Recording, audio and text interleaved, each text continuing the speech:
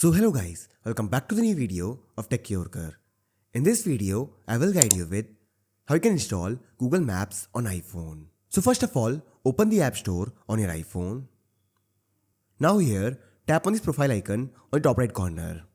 Now as you can see here, I am logged in to my Apple account on my iPhone.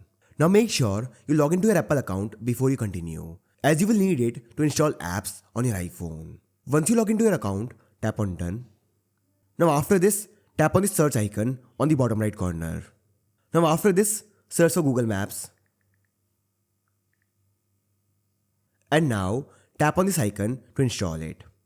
Now this will download the app on your iPhone. Wait for a few seconds until the app downloads. Once the download is completed, tap on Open to launch the app. And now you can use Google Maps on your iPhone. So this is how you can install Google Maps on your iPhone. So I hope you find this video useful. And if you do, then don't forget to like this video and subscribe our channel.